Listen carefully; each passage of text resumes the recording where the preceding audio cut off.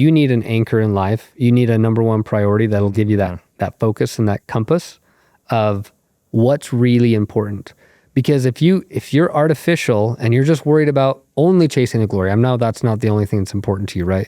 And when things are okay when everything's going well, but when things go sideways and you don't have that kind of moral compass and that focus and priority in life, then it becomes really difficult. Welcome to the Know Your Ship podcast, presented by eHub. I'm your host, Frank Dolce. Aaron Bezzant joining us here on the Know Your Ship podcast. I got it right, didn't I? Yeah. Good. There's so many different ways to say your last name. There is. I've heard them all. What's the most interesting way? None of them are very interesting, to be honest with you. They're just all wrong. It's just all incorrect. But Bezzant, I've heard that one. I don't understand. Yeah. But, would you like to change it to something else if you could? Like, do you like the Bezzant? Look, I have 2 A's in my first name and 2 Z's in my last name. How cool is that? I didn't even think of that. Yeah. You hit the whole alphabet. Yeah. right there. Nice. I've got a kid that has an X in his first name, a Y in his middle name, and the Z's in his last name, XYZ. X in his first name, Xavier? Jackson with an X. Oh, okay, Jackson. Yep, and then Ryder with the Y. Ryder, Bezzant. Nice. X, Y, and Z. I like that. So did you, by the way, head of global trade at Zonos? It's not Zonos International. It's not Zonos something else. It's just Zonos. Zonos.com, correct? Mm-hmm. I just want to give the people an idea of where to go find the company. Yep. We're going to talk about that as we go along, but I do want to follow up on this. You're an off-road dirt track motorsports guy. Did you grow up in Utah? Yes, sir. And you developed that. Was that because your parents did that, or? No, the actual story is my dad grew up on a farm and stuff, and they had the motorcycles they rode around. But then we got out of we never really had it as kids, and he didn't want us to have it. But my brothers really wanted to buy that dirt bike for $100 down the street from the neighbors, and my dad said no. So what would any good son do? Start a paper route, earn $100 and go buy the bike. Yeah, you just go buy it anyways. And then you think you can hide it from your dad, like in the back shed. Like he'll never find out. Who thought they could, I mean, now that you say that, I was going to say, who thought that, but then I would do the same thing. Yeah, you just go buy it anyways and think that you're going to somehow be able to ride it out in the fields and stuff without dad finding out. Right, because because you wanted it so badly. Yep. Okay. So that's what they did. And then my dad realized, you know what? If that's what my kids want to do, I'll buy a dirt bike too. So he got a dirt bike, and it just turned into I was a little brother at that time. And how many kids in your family? 6. I'm the youngest. Oh, I'm the baby. Yeah. You are. Yeah. So what does that mean? Did you get all the attention? Or were you like the punching bag? Well, see, the second youngest was also the only girl. So it was 5 boys and 1 girl. So she took some of my thunder a little bit. But what it also means is my wife's also the youngest of 6 kids.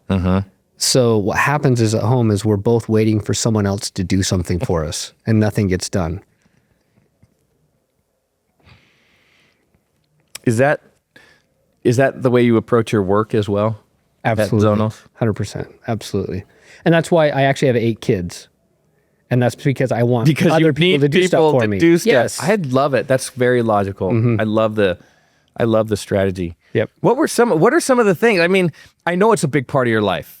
The outdoors, being out on a track, out on the trails. Why is that so meaningful for you? Do you want me to get real with this then? I can get real with this. Okay. Yes. So all growing up, I'm spending every weekend out riding dirt bikes at the races with my dad and my brothers. Well, and especially during my teenage years, all my friends are goofing off, getting in trouble at home. So it kind of kept me on the straight and narrow a little bit, right? And then also just the bond, like in the motocross community, families are like they are traveling together and doing everything together, and they're really close knit. And so I think I just love spending time together with family. And so like to me, it kind of defines like my family relationships, as well as I have so many friends and stuff from that community now that it's your tribe. It's my tribe. Absolutely. Yeah. Did you have aspirations of utilizing that skill that you were developing to make a lot of money one day?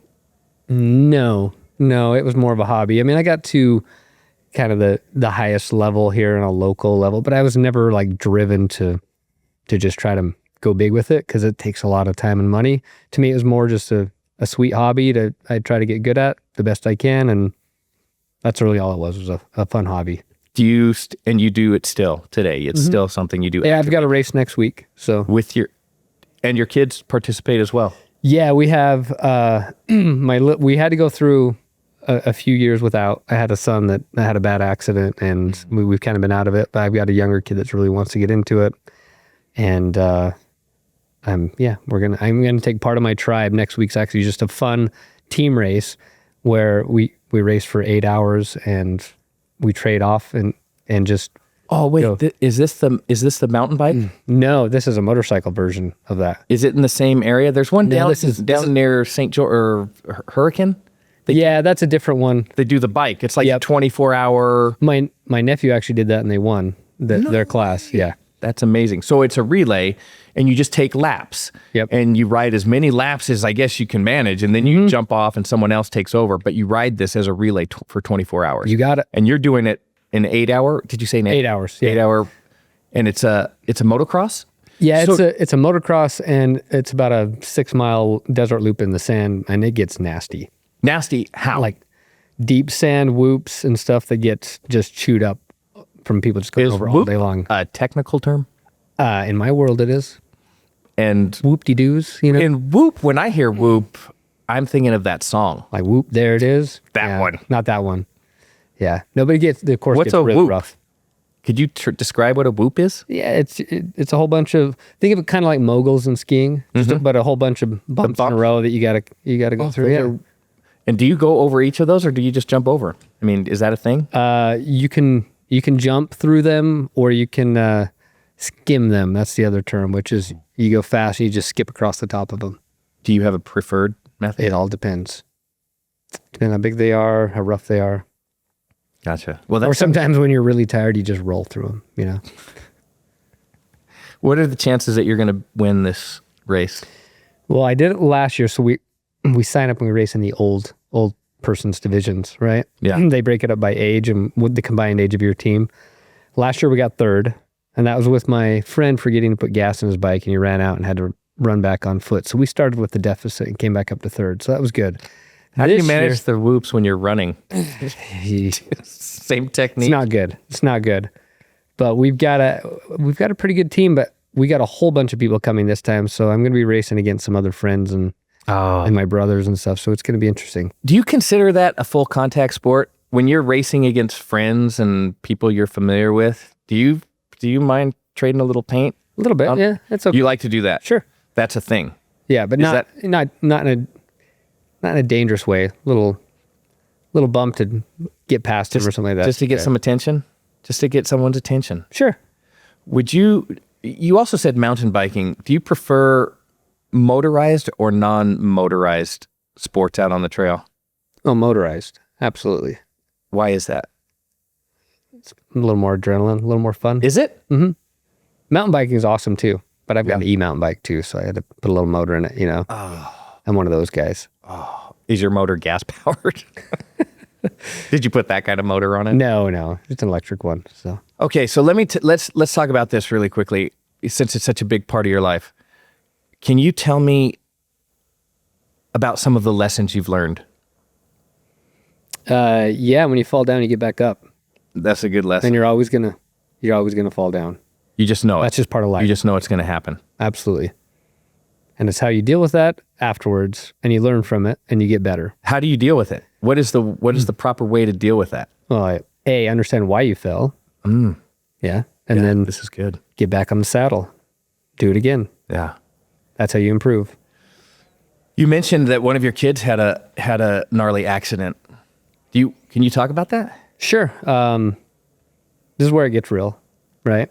So, went with some friends, and my boy. He was starting to get faster and faster. He was at this time he just turned 15, and we went down to California for a visit to a track, just to ride for the weekend, just practice. And he had just a weird crash, and it happened to be right in front of me, and just knocked out and never woke up for. His first memory was 18 days later, but it was we were going to get life flighted, got rushed to ended up going by ground because the helicopter wasn't coming in time. They did emergency surgery on him. They cut out the whole half of his skull on this side, pulled it out, put it in his abdomen to store it and that was a little over a month before they finally put it back together. But that was just to allow the brain to have time to swell. But in the scans, there was a bleed on the brain and some shearing. It was they didn't know if he was going to live or not. And then if he did, they didn't know what kind of life he was going to have. They figured he'd be in the hospital for months and months. And then he ended up, there's a lot of miracles along the way. And the kid, once he kind of came 18 days later, kind of was learning to walk, had to go through a lot of therapy to relearn to walk and do a number of things. And then he just started just picking things up and he got out of the hospital in just over a month. And, which blew everyone away. Nobody expected that. And then, kind of had to learn, like, he's not the same, right? He has damage to his vocal cords from the breathing tube. So sounds like he's been to a concert the night before. That's where he's going to be the rest of his life. He's had a few surgeries on that since.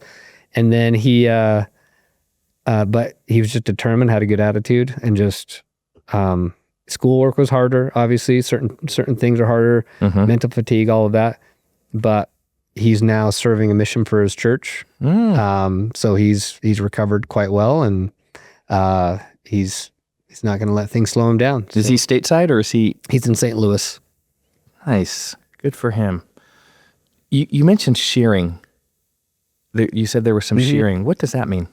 So like the tissue in the brain, if it, that impact, that rotational force, it shears it, kind of rips it in part of it. So, and then so like if you look at his brain, at a scan of his brain, there's actually like a dead spot in the brain.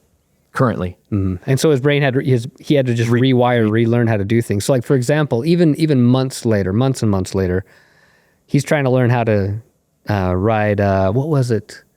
It was our one wheel. He had a one wheel. So, and obviously we're big on helmets. We always have been. And he had a really good helmet on at the time or else he wouldn't be here.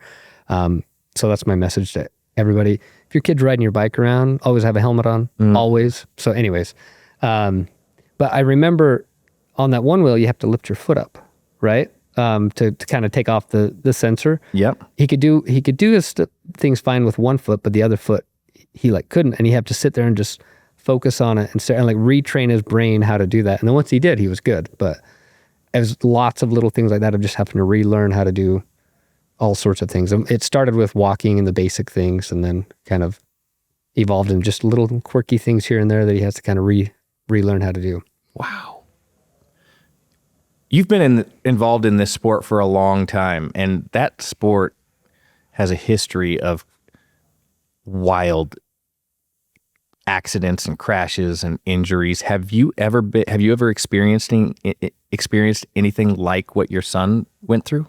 I have had some broken legs and, a few broken bones, things like that.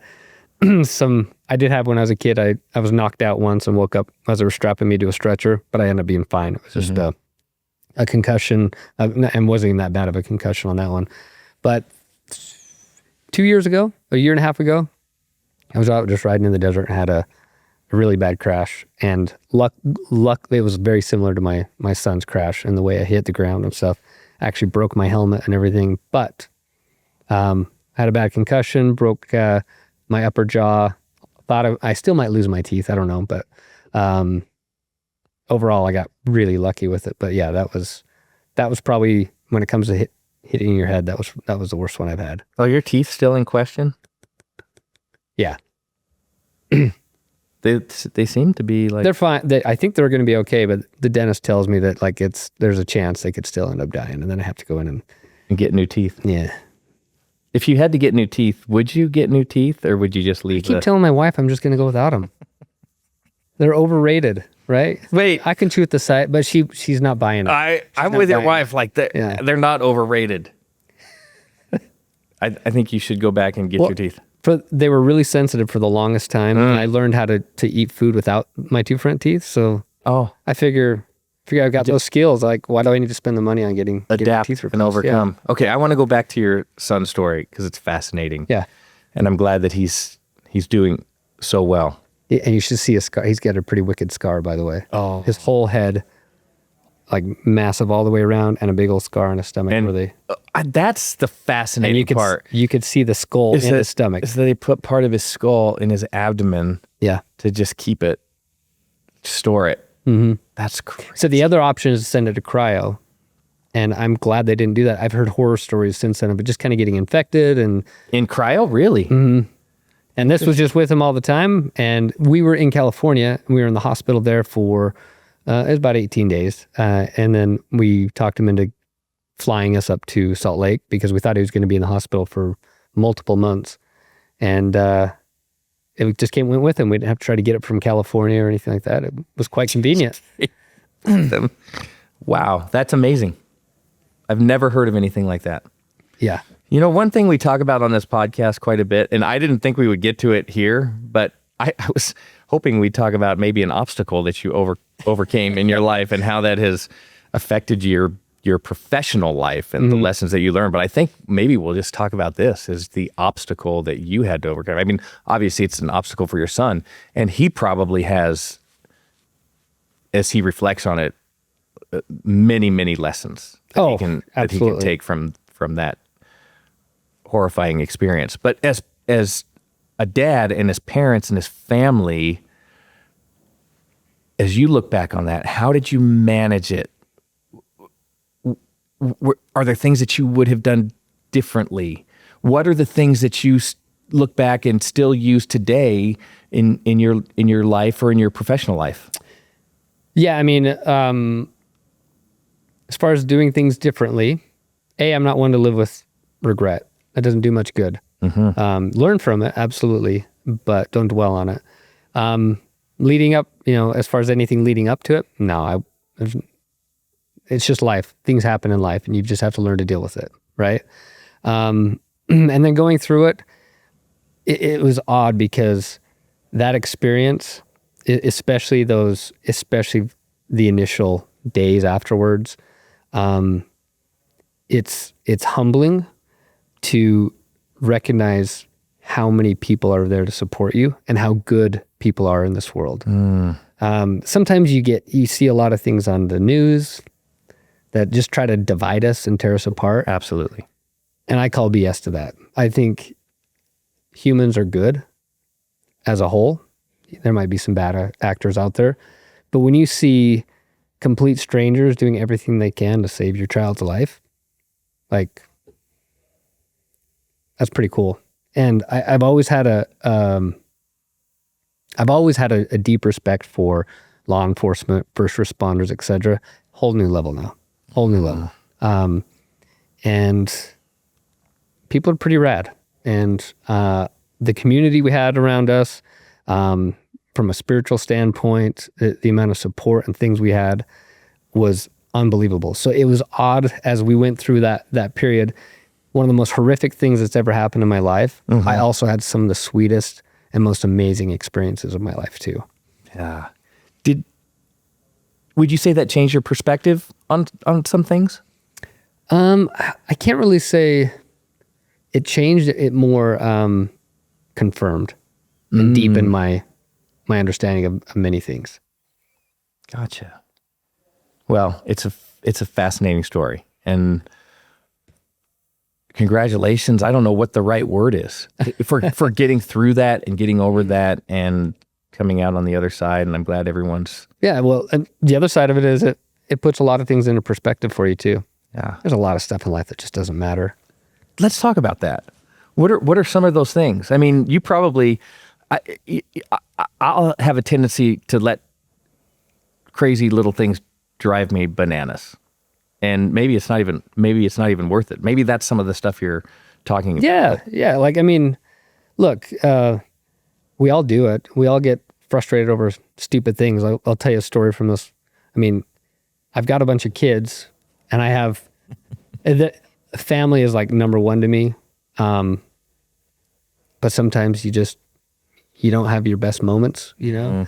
Like on Saturday, we had our side-by-side, our Razor parked in our driveway, and my truck was parked behind it. And my 2-year-old somehow got in the Razor and popped it out of park, and it rolled back and put a giant dent in my truck.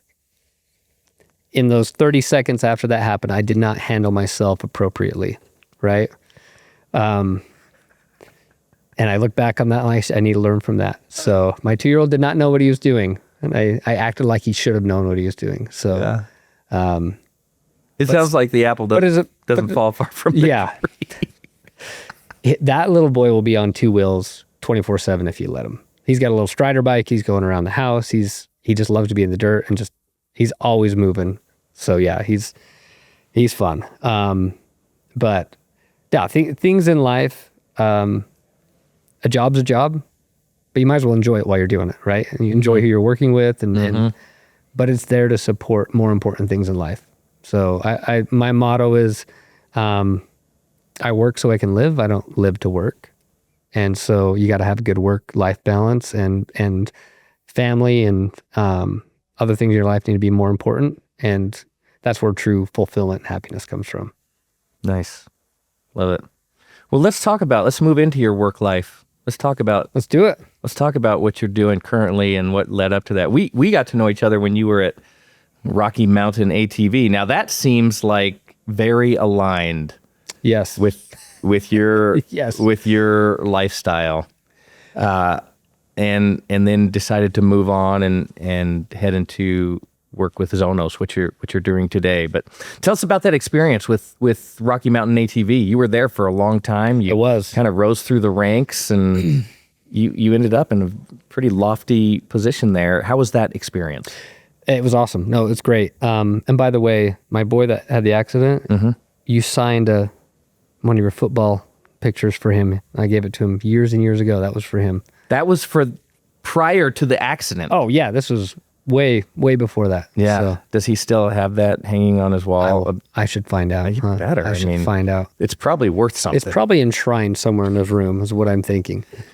Maybe we could just slide it into his abdomen. He can store it there. So back to work. So yeah, obviously I grew up seeing odds and ends, jobs and stuff. I went and served a mission for my church, and then one of my jobs I had was I went and worked at a motorcycle dealership. Go figure, selling bikes and stuff. Then went and worked at another company that was better for getting through college in a call center area, and then I ended up someone in my tribe that worked at Rocky Mountain that I grew up racing against had a job opening, so I came in there as more of technical support. We worked with some of their product development and things like that. And then eventually they asked me to, after a year or so being there, they said, hey, do you want to come run our shipping department? I'm like, I guess I took an operations class in business school. That's about it. Why not? Sure, let's go. Do shipping. So I went and jumped into the shipping game, learned everything kind of on the fly on my own, and ended up I was there about, I think it was 12 and a half years is when I worked there. And it kind of evolved from the shipping, and we did a lot of our own software stuff. So we're talking all of your pick, pack, ship, everything was like, I was involved in all the development of all of those processes. And as we grew and scaled, we had to get better, negotiate rates. And that's where we came in with you guys. You helped us get some rates and stuff for some of our shipments. And then it eventually evolved into being the operations manager over all of the warehousing operations. And we had 2 different distribution centers, and one in Utah, one in Kentucky.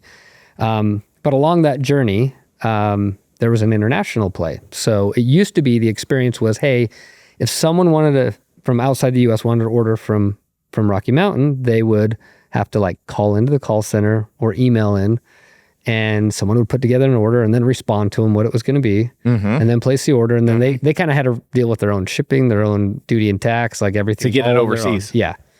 So the idea was, hey, we need to figure out how to get this put on our website so that they can just check out. And we want to make sure there's duty and taxes are to be paid up front at the checkout. So that way it can just go deliver. Because as you, from your own experience, and we deal with this as well, but that can be, you don't often realize when it's going from one country to another, it instigates all of these actions, and they're not always that simple to manage. And especially if you're saying to the customer, hey, you go manage that on your own. You have to figure that out. That's typically the approach people take, is like, hey, I'm just going to ship it, but whatever duties and taxes and clearance fees are says, that's on you. And then what'll happen is it'll get to that country, duty and tax will get assessed, and then the carrier, if you send it with like a typical DHL, FedEx, UPS, the carrier will reach out to the recipient and say, hey, we've got this bill that you need to pay before we'll deliver your package. Yeah. And then sometimes they'll say, screw that, I'm not paying that. And they'll refuse the package, send it back. So now all of a sudden, as a retailer, you got a mad customer. You got a package on the other side of the world you got to deal with. And then sometimes that customer will do a chargeback, and then you have no money to show for it, and you have a customer that's never coming back again. Yeah. So this was way back before people really did a lot with that. This is the earlier days. And so most people just kind of dealt with that, was the experience shipping internationally. So the owner of Rocky Mountain said, yeah, I want to have the duties and taxes collected at checkout and everything. And so I said, what's duty and tax? Like, I don't know what you're talking about here.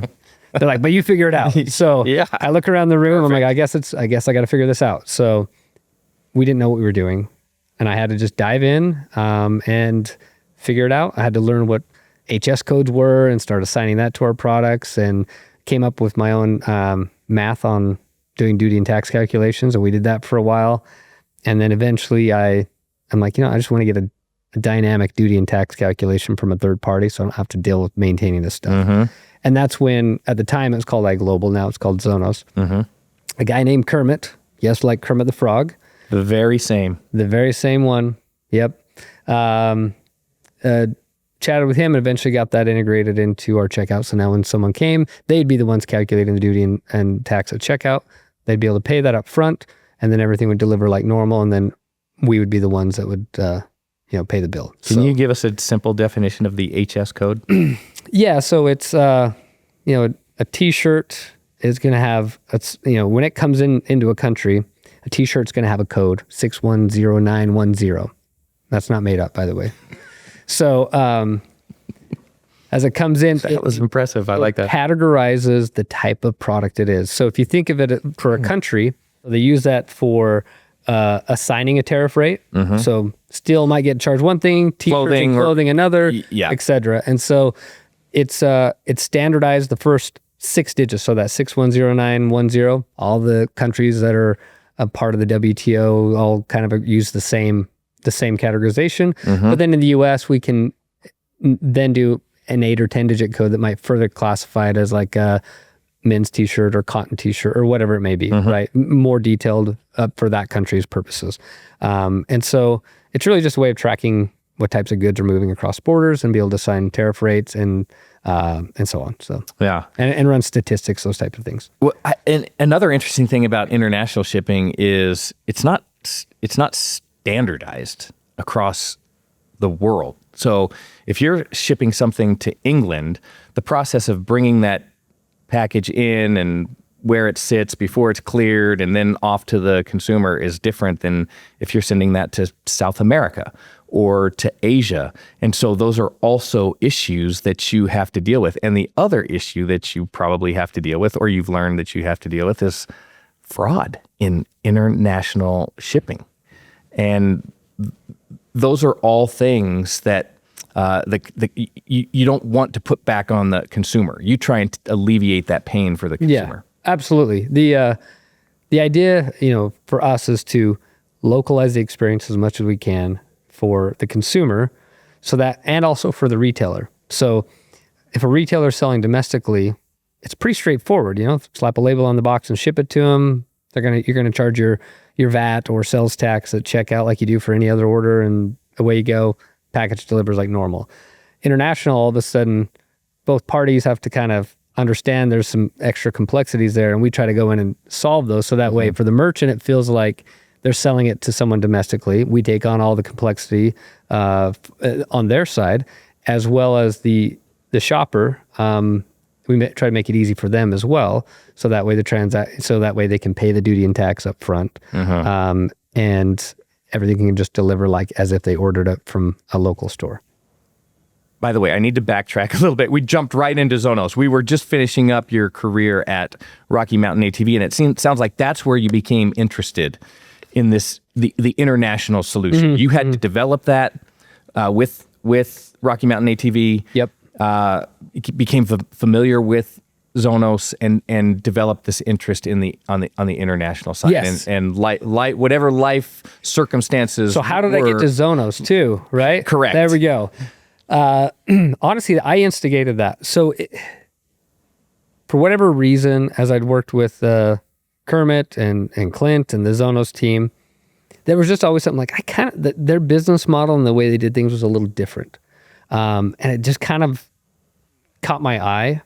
And the reason why I thought it was different was at the time, it was actually called 51 and turned into Border Free, which then got bought by Global E. And there was all these different solutions that carriers were bringing to me. FedEx had a beta solution. They were trying to come to me for duty and tax calculations. I used Landmark. They had something they were putting together. But all of these solutions were tied to the logistics. So if I wanted to use their checkout solutions, I had to ship with them too. Correct. And I've got all these. I got Frank. Yes. I've got Frank. I can't. You don't. That's right. No, I can't do that. Right. No. I feel like I'm part of your tribe. Yeah. Yeah. In a way. And I don't want to kick you out of my tribe. No, I don't want to kick you out. So having the ability to just say, no, just take care of the duty and tax piece. I own my logistics. That was very valuable to me. Right. So, anyways, along the way, I kind of had my eye on that. Like that'd be kind of an interesting place to work someday. Came to a point where I'm like, I'm ready for a change. So I called Kermit and said, hey, do you have Clint's number? So he gave it to me, and then I just called Clint out of the blue and said, hey, are you hiring? And you know what he said? He said, no, but we're going to make a spot for you. No, he didn't. That's how it went. So here I am. I guess I have a follow-up question to that. I mean, because you started working with Kermit, and then you worked with Kermit fairly regularly, but that didn't dissuade you from wanting to go. Yeah. Kermit's pretty awesome, though. You know Kermit. Come on now. I wish. I feel terrible about myself now for saying that about Kermit, because I don't know if he's one of the guys that you put in the class of there's no better person than Kermit. So now I feel terrible. I'm probably something bad's going to happen to me today. I'm going to have to. And with a name like Kermit, how many Kermits do you know? I know one. That's his obstacle. What do you mean? That's his obstacle. That's what he's had. That's why he's such a good guy. He had to overcome that. And has he ever overcome it? Right? He embraces it. Yeah. How many kids does Kermit have?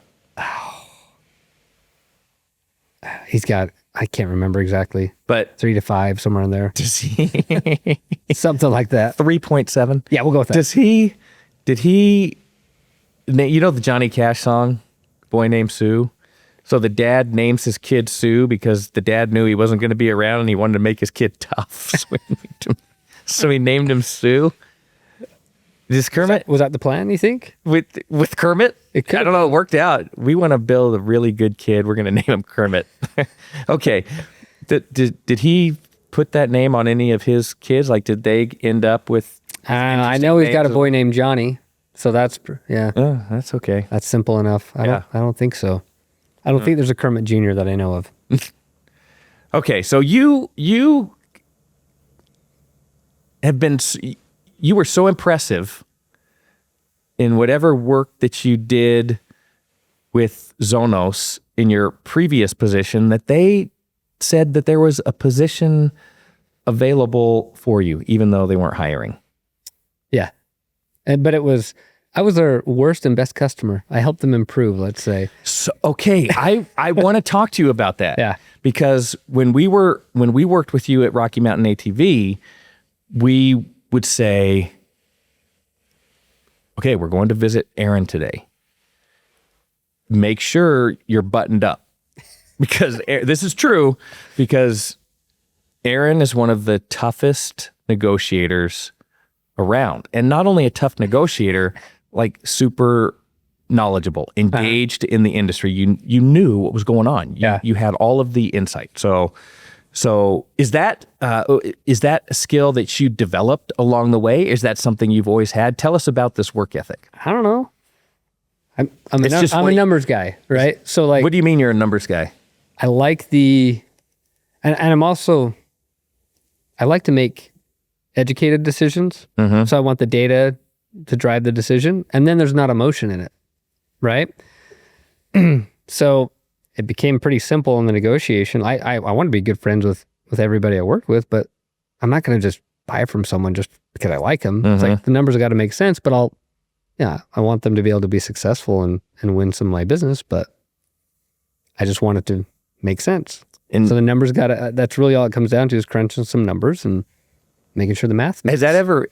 I know we have developed a friendship, even though we were in these negotiations at times. Has that style ever put people off? And so they don't tell me if it does, so I don't know. Well, I think in the long run, what you realize is that it's straightforward. It's a straight up negotiation. It's straightforward. There's no funny things, no monkey business about it, and that probably serves you really well. Yeah, you don't want to play games, right? Or be dishonest, because when you're, I cannot stand it when people are dishonest with me. I good and bad. Let's just be straight with each other and figure out how to come to see if something works. And if it does, great. If it doesn't. But if you're dishonest, then I can't trust you. That's where things go south with me really quick with people, whether it be a coworker or even a partner. If there's not trust there, then I'm good. I think there's some really good lessons in all of that. One is obviously building trust. Trust is clearly important in the business world, outside of the business world, and making data-driven decisions. That's something big for you guys, right? Absolutely. Yeah. It wasn't always that way, but then when you discover that it should be that way, it makes all the difference. It's not even selling anymore. It's just consulting and showing the facts, and then the decisions just present themselves. Yes. What do you do? How do you manage people, customers, clients, when you present all the information? It looks very clear. They still don't make the decision. Have you ever run into that? Well, sure. I think we probably both have, right? Yes. You move on to someone else. I mean, there's only so much you can do, right? You can only do what you do. Or you just say, let me know when you're ready. But that's the other thing. You can't control other people's decisions, but you do everything you can to show them the way. Absolutely. Yep. Okay. Who would be an ideal customer for Zonos? So the interesting thing is actually, our core customer that we've always started with was an e-commerce retailer expanding globally. You want to sell cross-border, but you don't want to deal with all the compliance and the headaches. And now it's even more complicated than ever, because there's trade wars and stuff going on right now. So the environment's constantly changing. And then over the last 6 or so years, actually 7 or so years, there's these tax remittance schemes where the countries are saying, if you want to sell to consumers in my country, you have to collect the tax and remit it to us directly. We take care of all of that too. And so if you want to sell globally and you just want to hit the easy button to just someone to take care of all that for you, that's us. We'll plug into your cart, calculate all the duty and tax, you give that to us, we take care of the rest. How difficult is it for your customer, for your client to implement that system? It depends on the platform they're on. We have like a Shopify plugin and stuff, pretty simple. Yeah. Or there's some that we have larger clients that do direct API integrations into their cart, like at Rocky Mountain ATV. That's the way we did it. We also have a hosted checkout solution that'll do it's a checkout for the international buyers that has the duty and tax, but also it's localized with the address fields, the language, it'll be in their foreign language as well as the currency. So they can check out and pay in whatever their local currency is. But it all depends if there's a plugin or if it's a custom integration, kind of changes, what the implementation looks like. If it's a straight up plugin on Shopify, that's pretty cookie cutter, easy to do. Gotcha. What are the most difficult areas in the world to ship with great confidence? Let's go through the easy ones, right? Okay. That's Australia, New Zealand, Europe, UK, Canada. Those are your main lanes. Okay. Those are easy because of fewer restrictions, It's just more developed. Okay. Yeah. And those are the big lanes. It's not necessarily easier because of restrictions. They all have their own kind of nuances, come on. right? And Europe, they're gonna regulate the heck out of everything. So you're always dealing with stuff there. But people have money, and they're gonna buy. Mexico's one that's a sketchy one for a lot of people. They have a lot of issues depending on the provider you're going to. But you can be successful there. But it's that's kind of one that kind of has a stigma about it. Okay, let me ask you about Mexico. Yep. And being sticky. Is it sticky because it's always changing in terms of fees that are being charged, or things held in customs, or stuff just isn't getting delivered? Stuff disappearing, that kind of stuff. Yes, stuff getting stuck in customs is a big one, and they've recently changed a few more laws that put a few more requirements on the buyer to have to register with a website in order to get the stuff cleared through customs and stuff like that. So that's one, and then there's other. Really, it's your lesser developed nations sometimes have more unpredictability in what you're going to experience, both from a clearance and delivery standpoint. But those are also going to be a smaller percentage of the countries you ship to. So if you were dealing with a company that said,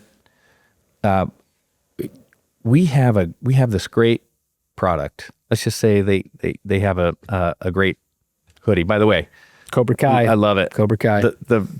Cobra Kai. Are you talking about the remake? Yeah. Yeah. I just finished finally the last episode. You weeks did? Ago. Yep. How many seasons is that?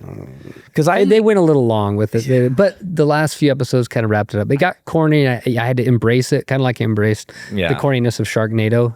I kind of had to take that same approach to still be entertained. I think you just said you embraced the corniness of Sharknado. I think you just said that. I did. I didn't watch all the movies, but one or two. Do you think that lends credibility to you and your professional? I don't think so. No, it definitely does not. This is going to be our best clip that we sent out on our social media. Check out Aaron and Sharknado. Okay, Cobra Kai. I could only watch 2 seasons, but because then it just got... Yeah, those were the better ones. And then it was like retreading the same storyline in different ways. Yeah.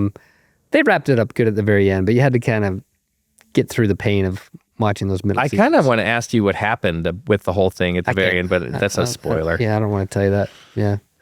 Okay.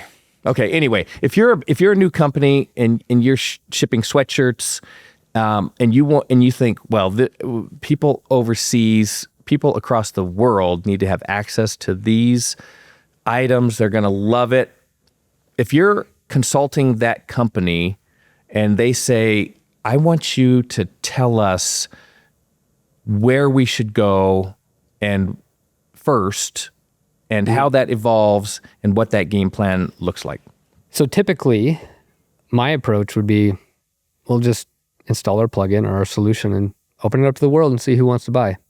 Now, there may be some lanes, depending if you're selling certain types of products that don't do well in certain regions because they're regulated or something. That's a different story. But if you're typical consumer goods, I'd say open up the world, and you can also look at your web traffic to see who's coming to your site that hasn't been able to buy yet.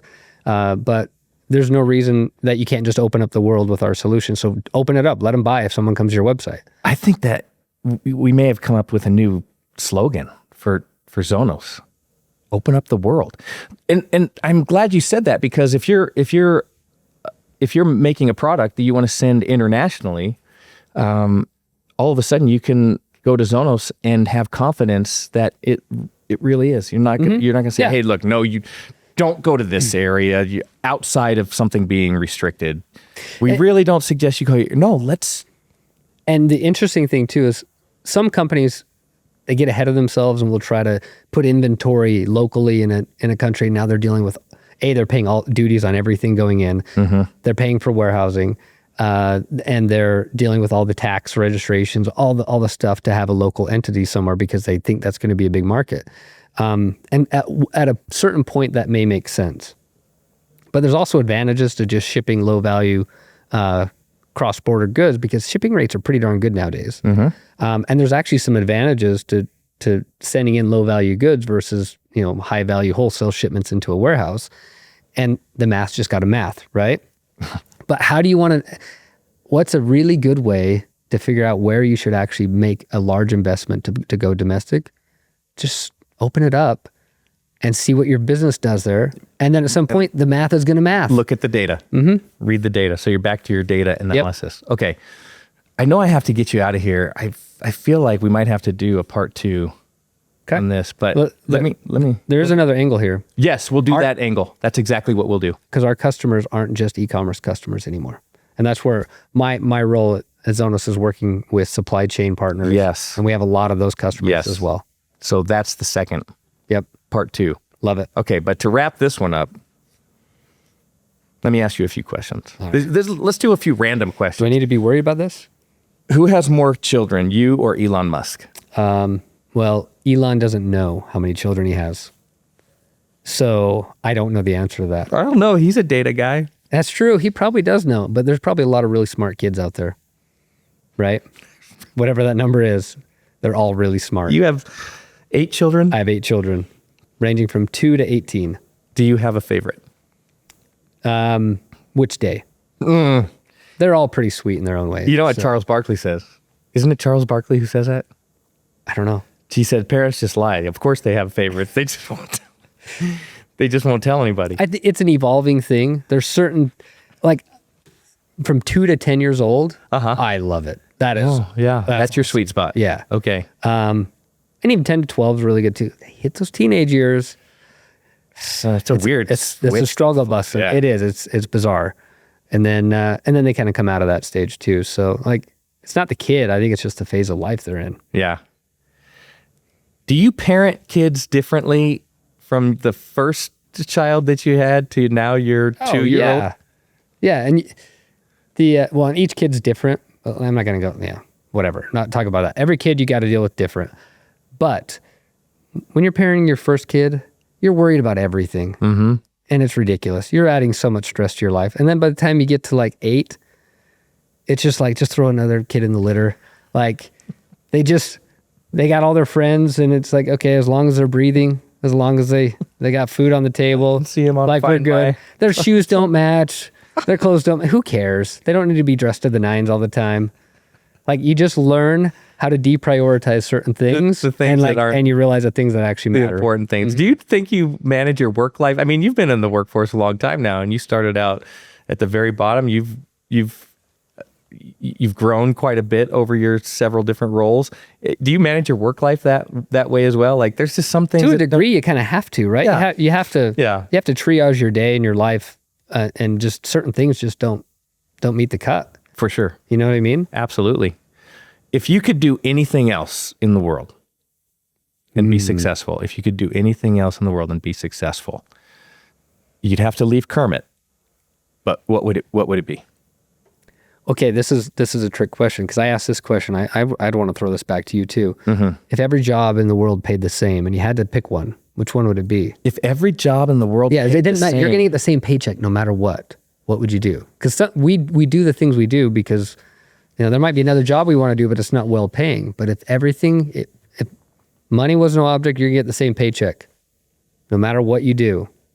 What would it be? Can I ask you a follow-up question to that? I just want to clarify something. I just answered your question with a question. I didn't even answer it. Not yet. But I will. Okay, so if I could do anything else and the paycheck would be the same, am I successful in the other thing that I'm doing? Or like, let me just give you an example. Like I might say, well, I want to be a professional golfer, but if I'm just hacking it around every week, that's no fun. I mean, I kind of want to win, but then if you're winning, your paycheck is the same, even if you're winning.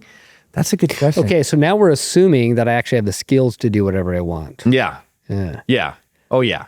All right. Okay. On a side note, if I was going to be a professional athlete, an NFL kicker is the way to go. You can have like a 20-year career and you're away from home, what, 8 weekends a year? Yes. Come on. I hear you, but let's just make sure when I say this, it will resonate with the audience because it resonates with all audiences. You would still be the kicker. Yeah, I'm cool with that. Like, that's the thing. See, that's that's part of your personality that's really unique. I don't know if I could walk around with that. And you would be like, I don't care. Yeah. No, who has a problem with that? Yeah. And legitimately, for me, if the paycheck was always the same, I'd want to do something either fun or like really meaningful. And if I go back to like the story about Son or something, I thought, hey, you know what? If I could be a chaplain at a hospital, or if I could be, working with youth somehow, helping them, better themselves, or if I could do something fun and I can just take people on adventures, off-road adventures or something, like things like that. Giving back. Yeah. Something that would be fun or really meaningful. See, I'm over here thinking like, self-glory. What can I do that brings me? And you have much more of the servant mindset. Well, and I just want to go do my job and then go home to my family, So, and if I'm going to be at my job, I want it to be meaningful. And with people that you enjoy. Yes. You're at your job a long time. You want to be with people you enjoy. Absolutely. Okay. Couple last questions. Your experience with Zonos on a professional level, what are the things that you guys do really well that you think other businesses could learn from? We have some core values. One of them is we're responsible for our customers' success. So even when things don't go right, bug in the software, something happens, something unexpected happens.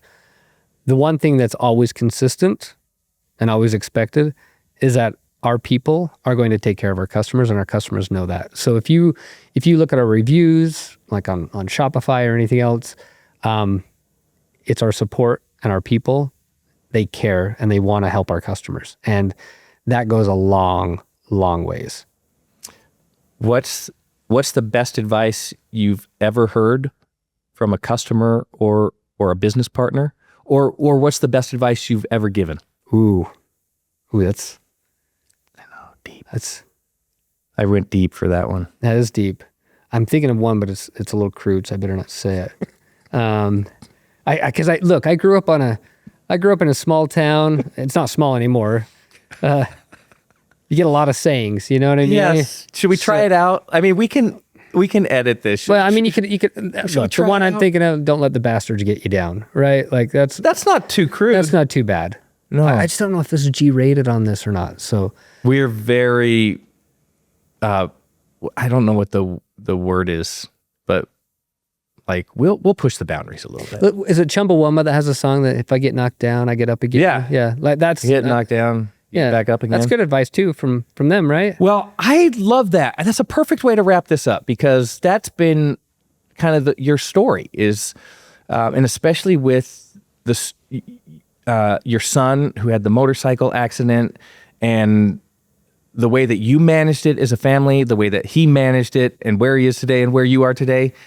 Is there better advice than that? No. And honestly, the one advice I'd give at the core of that is you need an anchor in life. You need a number one priority that'll give you that focus and that compass of what's really important. Because if you're artificial and you're just worried about only chasing the glory, I know that's not the only thing that's important to you, right? And when things are okay when everything's going well, but when things go sideways and you don't have that kind of moral compass and that focus and priority in life, then it becomes really difficult. And for me, there's certain things that are at the core of who I am and what's important to me. And so it's easy to get back up sometimes when life smacks you in the face. When you have that solid foundation, and you've worked on that. And for me, it's God and family. Like that's as long as I focus on those, and I put those top of my life. Everything else you can manage everything out. You got it. It's a great way to approach life, and it's a great way to. What a great lesson to finish off part one of the podcast. Aaron Bezzant, Zonos. Hey, where can people find you? Where can people find the company? Yeah, Aaron at Zonos.com. Aaron at Zonos.com. And then don't message me on social media. It'll take me a while to get back to you. Do you do social media? Yeah. Not really. Yeah. I might watch some funny reels on there. I know everybody gets about it. Everyone gets sucked locked in. in. Yeah, everybody. That's true. And Zonos.com's the website if you want to go there and check us out. But I'm happy to answer any questions or anything if you just want to email me directly too. Based here in Utah, St. George, Utah. Yeah. Providing all of your international marketplace solutions. This is the guy right here. And I know that we could not enjoy more working with you, eHub and Zono. So Feeling is mutual. Part 2 is coming up. All right. Thanks, my man. Appreciate it. Thank you. See you soon. See ya. Thank you for listening to the Know Your Ship podcast presented by eHub. Don't forget to subscribe and leave a review.